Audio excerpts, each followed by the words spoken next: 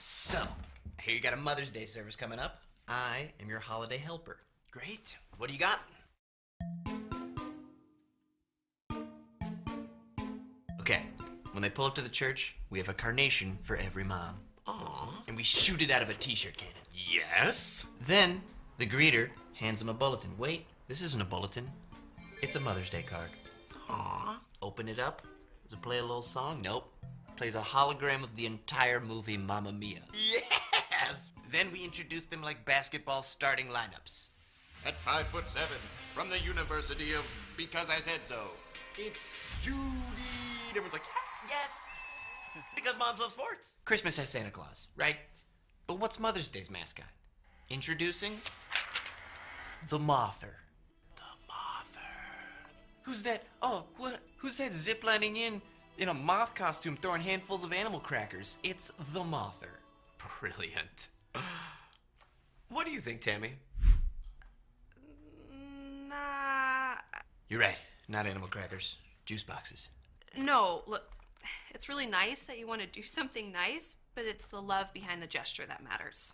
So, how would we react if someone told you they got carried away and spent $800 on a moth costume? Bad. Bad. Cool. Well, I'm gonna head out.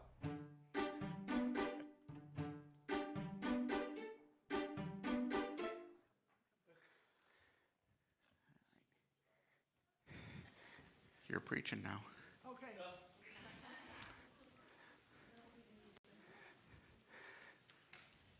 You all set, man? You're almost up. It's Mother's Day, if you didn't know that. And it's also the Lord's Day, because they all are. So if you're a mother, thank you for being here. Congratulations. If you had a mother, thank you for being here. If if you had a mother and wish you didn't, well, I'm still glad you're here. So on all varieties of it, this is, you don't get special status today, but you do get a little gift, which we have our own holiday helpers here who are going to be handing out, not just to your mom, it's got to go to other people as well. All the ladies.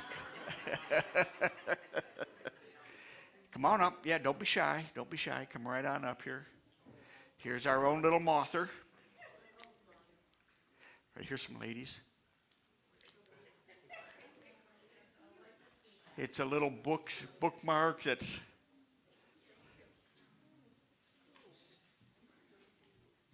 excellent. Is this what I'm supposed to have them pass out, or are you going to do it in announcements? This was it. So consider yourself honored. Do not send me emails. So we didn't shoot carnations out of a t-shirt cannon for you, but we did. You got a bookmark. Your announcements next, right? Video, then okay, kids. Once you finish passing those lovely things out, we're just going to ask you to leave. And while we're at it, Lori, why don't you leave too? So that would include. Are the wee ones going here? Yes. Yeah. I know. I just didn't see them moving there. You're cold? Yeah. It sounds like a personal problem, but that it should be coming from the heart, there, Sonny. Let just warm it up. So, isn't she cute? Bye, hun. Alrighty. Now we're going to play another video. Because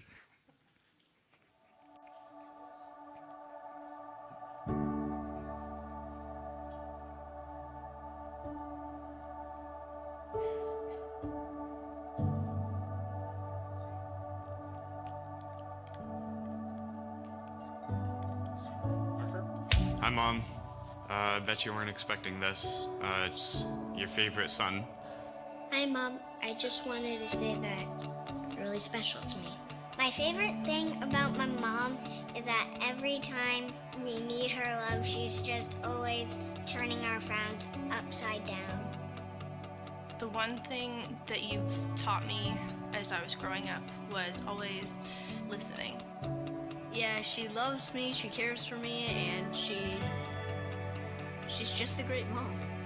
You've always been here for me, even in my lowest moment a couple of months ago when I was at the darkest point of my life. You were always there, and you kept me safe, and you kept me under your wings, and for that I will love you forever. Today, Mom, I want to honor you for sticking with me even when I seem difficult. I am so blessed to have learnt from you, and I just want to honor you. I want to take this opportunity to honor you for the amazing mother that you are. Today, Mom, I honor you because without you, I would not be the person that I am today. And I just pray that I'll be just as good of a mom as you are to me. Oh, that's the best gift ever. That's amazing. I did not expect that at all. Thanks for making me cry. You made my eyes sweat out. I love you. After watching that, it means that all the hard work and the tears and the self-doubt is worth it. I didn't think I was doing that good of a job. They've made it worth it. The fact that they came and did this for me is just, it's probably the best gift they've ever given me. Oh, they're such good kids.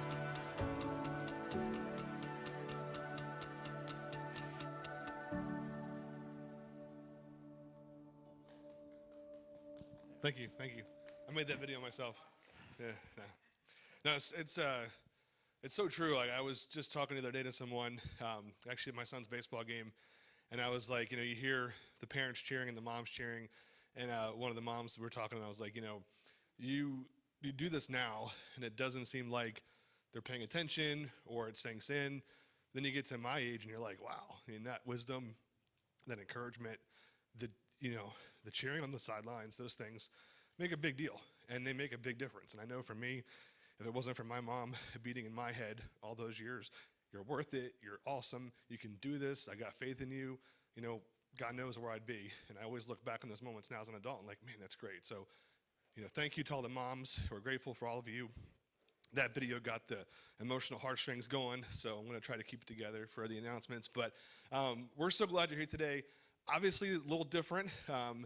Pretty much everybody except for me and Dave on the band and production team are away this week. So if you notice, there's that's why there's no music. Unfortunately, Dave and I talked about a lyrical dance number, but unfortunately our costumes didn't get here in time. So we just decided to do some videos. But we really wanted to just enjoy this time with you guys and bring some, light with the videos and just some fun time. But we will have music back next week, I promise. John and team are back, and John and team, it's really the family, but the Embergers are like half the team. So they'll be back next week, and we'll be back to some regularly scheduled music programming. But everyone gets a break, right? Everyone gets a chance to recuperate and rest, and so we're really grateful that they are having fun in Florida. Maybe a little jealous since they're at Disney, but it's all good. They're having a good time. So just a couple of quick things coming up. So today, obviously, we're celebrating Mother's Day. June 4th coming up, we're going to celebrate communion. And then it's crazy to think the next big holiday for us is Father's Day. So we're going to do our annual Father's Day Hawaiian shirt day. So if you have a Hawaiian shirt, wear that. Proud and loud. It'll be a lot of fun. We're going to do a church work day at the property on June 17th to help prepare. And then we're going to be doing an outside service and barbecue on the 25th at the church property just down the street. So we'll be advertising more about that coming up, bless you. But we are going to have an outside service and a barbecue immediately following the service on June 25th, so plan ahead for that. And then if you haven't texted Eastpoint to 94000, it's a great way to stay connected, get plugged in. As example this morning with the triathlon going on, we let you know that was happening, so in case you wanted to provide a little more travel time, there's obviously different events and things coming up, so more to be communicated there. And then if you haven't liked us on Facebook, like us on Facebook, share the message in the sermon as it comes out today. And it's just a great way to plug in and share Eastpoint with your friends and family. And then for giving, you can give at eastpoint.org/give. You can mail your offering to the church. Or you can also drop in the basket out in the lobby.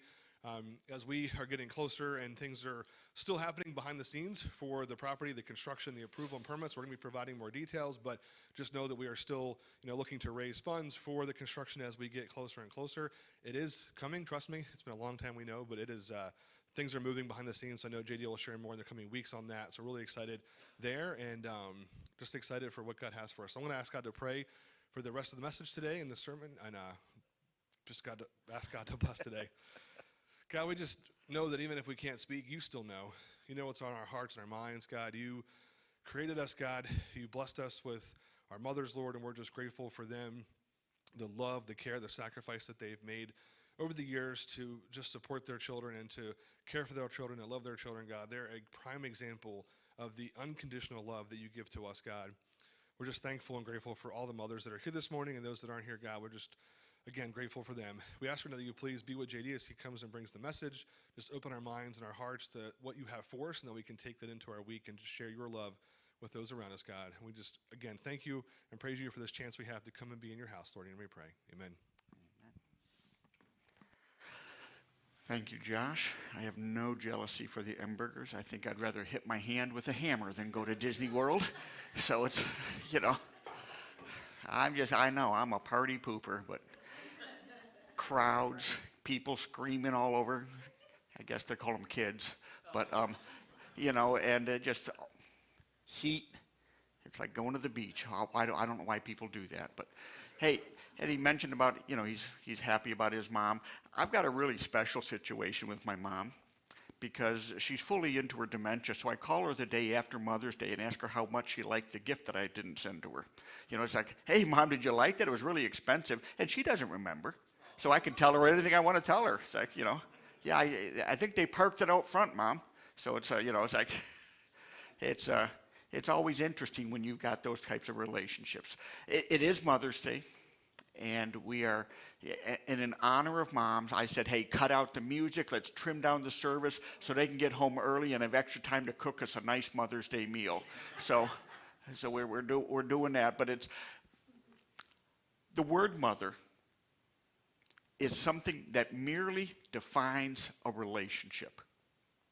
It's all it is. It defines a relationship because it says that I have had a child and now there's this relationship. And so what we talk about today, while it is kind of grown out of stuff about mothers, it applies to all relationships. So if you have a relationship with anybody, you can use this. If you don't have a relationship with anybody, I've got some cards I can hand out for you need some treatment. If you have no relationships, if you're that antisocial, there's some things we want to do for you and get together. We'll pray, see what's going on there. But I'm just going to look at 8 different mothers in the Bible, and we're going to see some things that we can learn from these 8 moms. So this is what we're going to be looking at today. The first one, of course, the mother of all living, right? Eve. The mom who had no role model. She didn't have a good role model. She didn't have a bad role model. She invented the job of being a mom. She was the first one. And one kid killed the other. And I'm sure it's like, so when it comes to being a mom and things not going the way you want and the stuff not working out for your kids the way you hope they work out for them, Eve knew that, didn't she? I mean, she experienced that because, when the one says to the other, hey, let me show you something, and I'm an only child. She was able to have more children and things went on, but her child who did the killing, Cain, it's easy to remember because I think I'm hitting with a cane. And you fall asleep? Oh no, you're just putting your hand over your eyes. Okay. She's too tired from shaking her head, so now she has to just hold her hand over her eyes. So, but she went on. One's dead, one's in exile that can't be around people, and then she had more children. But Eve learned that mothering is one of those things that you can't always predict. You can't know how it's going to go, and you can do everything you can in your power, and things can still go horribly wrong. Because that's what it is. There's not a manual for it. There's no way that you can have it all right. It's just what happens sometimes. And so maybe in your relationships you feel like, I have done all that I can do in this relationship, and it still feels miserable. That's the way it is. Many, many years I was basically a couples therapist. And the one thing I know is it takes two people to make a relationship work. It only takes one to make it not work. And so the odds are often against you. In fact, I thought you were hoping for that dance number that Josh was talking about. I was getting ready. I'm always ready with a little dance. Hey, Sarah. Sarah was a mother. She was the mother of Isaac. She didn't become a mother until her old age. And she had tried some other things, back before that, like here, take my hand, maiden, have a child. And that didn't work out so well. In fact, what we learned from Sarah is that she was very cruel to her stepchild. And so much so that she took the mother of that stepchild and the child and cast them out. And said, go out in the desert and die. So if you've had a breakup that was pretty bad, be glad it wasn't with Sarah. Because what we learned from Sarah is that she was so focused on, it's got to come from me. It's got to be about me. Because sometimes as a mom, they get their significance out of them. It's like, and I've worked with a lot of moms over the years, a lot of moms. And some moms, if they're not a mom, they feel like they don't have an identity. This is what defines me, is that I'm a mother, which I find very sad. I think moms are important. I think it's great to be a mom. I would be a mom if I could try it for a day, but it's not allowed for guys. So it's an awesome thing. But it's just one relationship. And so when a mom gets her full identity out of her child, it doesn't always go so well. And because they want significance for themselves. Sometimes we want significance through our kids. We want, it's like, and that's where Rebecca comes into play. See, she was much like her mother-in-law, because she gave birth to Jacob and Esau. You remember Jacob and Esau? They were twins. One's grabbing the heel of the other as they're coming out, and it was like they supposedly they were competing to do the things. But what Rebecca did is she played favorites, because she loved Jacob and his father loved Esau. And so, you know the story. Esau's, Isaac's getting ready to give the blessing. And Rebecca says, I want my favorite to get the blessing, even though he's younger by like 8 seconds. So, but I want him to get the blessing. And so she starts to manipulate behaviors. What we can credit Rebecca with is being the first helicopter parent, because she was going to control all the events that are going on and make sure that things work out the way that she wanted. And her kid, and she, even with her child, she manipulated. She told him, here's what you're going to do. Now just shut up and do as I tell you to do. Why are you putting all this goat hair on me, Mom? Just do as I tell you to do. Go in and steal your brother's blessing, which he did. That worked out really well, didn't it? Because he had to run away and never saw his mom again. His brother tried to kill him, swore that he would kill him. It exploded the family. They came all apart. So if you notice that you have a different relationship with your different kids, you start to manipulate and play favorites like that, it can destroy your family. So I would not recommend that necessarily. There's another mom. You may not have known exactly who she was. You remember Jochebed? You will when I tell you her story, because she had a baby at a time when all the babies were being killed. So she took her baby and she put him in a basket and put him out in the water. And she liked being a mom, but she was so afraid, and she wanted to preserve him so much that she said, I will give him up, and hopefully somebody will find him and raise him. Because I would love to be his mother, but if I can't, I want somebody else to be, because it's about him. And so as she surrendered him up, God picked him up and gave him back because his sister, his older sister, Miriam, saw the basket going in. So she went, and when the Pharaoh's daughter found the basket, she said, hey, I know somebody who can be a nursemaid for you. She grabbed the basket of Moses and went and gave him back to his mom, who became his nursemaid. So God gave her back because she was so willing to give him up and let go and take her hands off that God said, hey, why don't you step back in and help raise up this child who will save my people. He's got a very important role to play. And I think Jochebed is one of the reasons why he was able to play that role and do what he did, because she was willing to give him up. And along those lines, there's another one you remember. Remember Hannah? Hannah couldn't have kids. And her rival wife, hopefully not something any of you are dealing with, but her rival wife kept popping them out like a Pez dispenser. And every time she did, she would have to have it in Hannah's face. Oh, let's get all of our kids together. Oh, that's right, you don't have any. You're a barren woman. Well, I guess I'll get all of my kids together and we'll go have a picnic. You know? And she was always rubbing her nose in it. And Hannah would pray. And God finally said, she's like, God, just let me have a child. And he did. And she goes, if you let me have a child, I'll give him back to you. So she had this little boy, Samuel, and she went to the temple.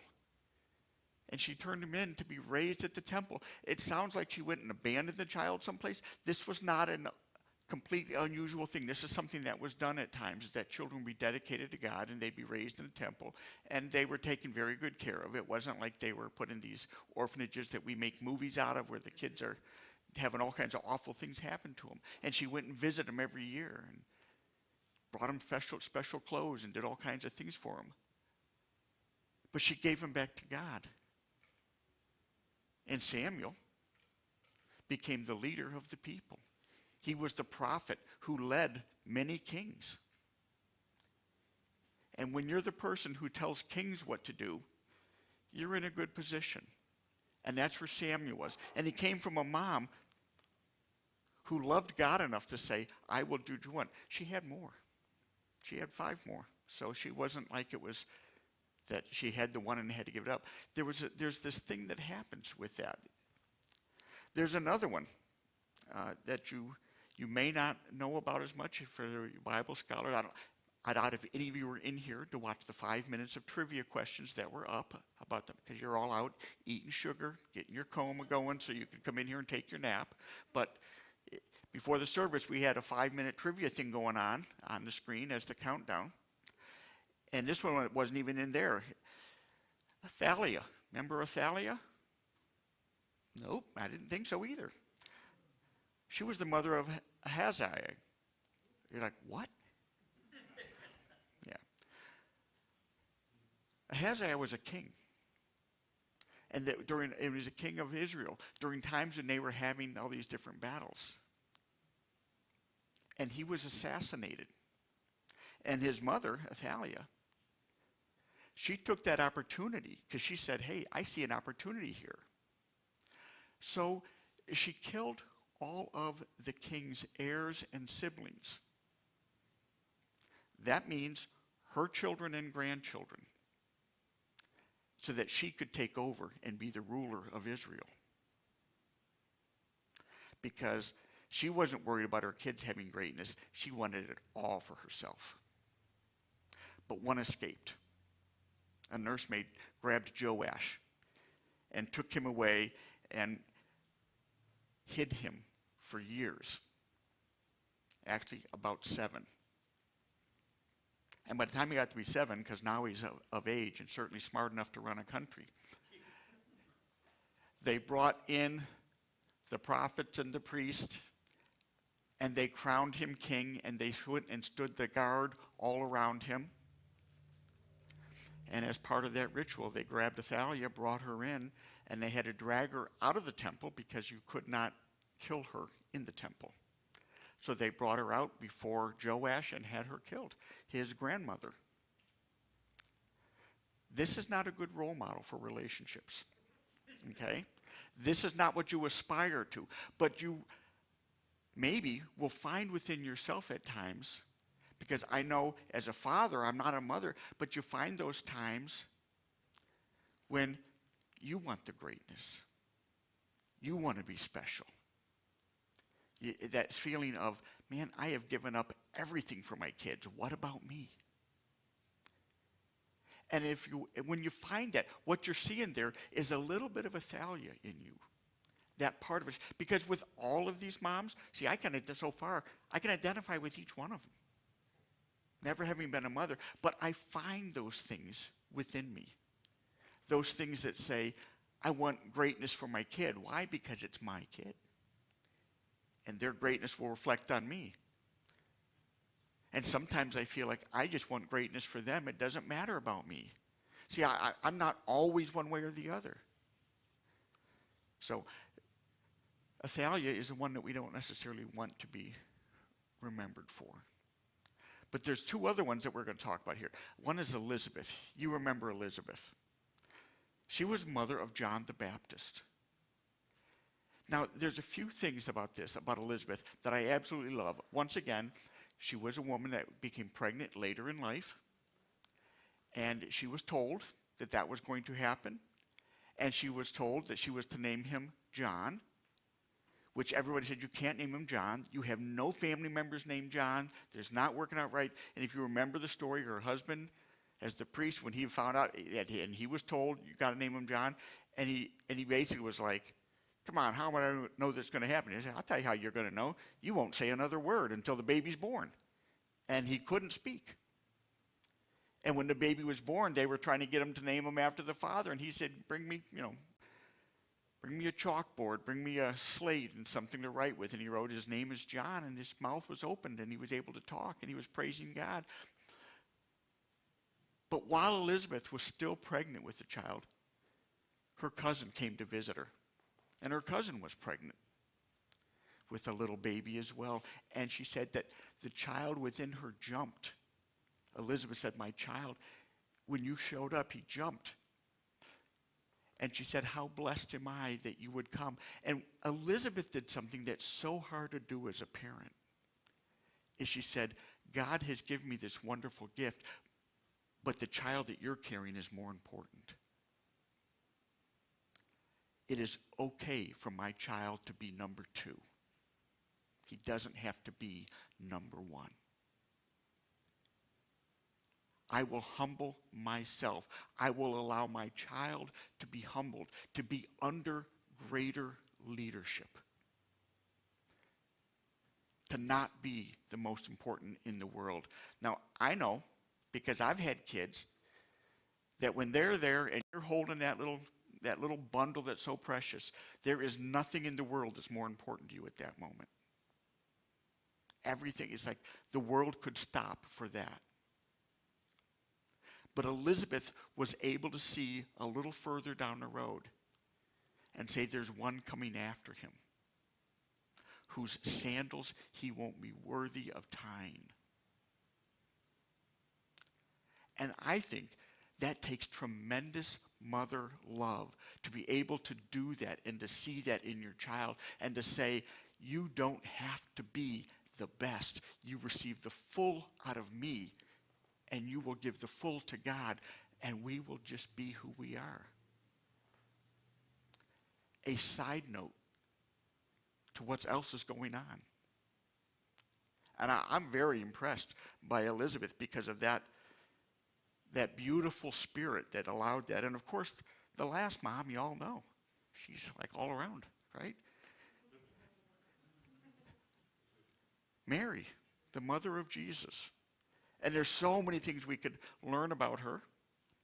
One of the important things to learn about her is that she's not God. She is the mother of Jesus. She is 100% human. And she's special. Very special. In Elizabeth's word, she is honored among all women. Because that's where we get that from, is from her cousin Elizabeth. Blessed are you among women. And she's the one that had that. But one of the things that I love about Mary, and it shows up a few times, is that Mary trusted God and she trusted her son, Jesus.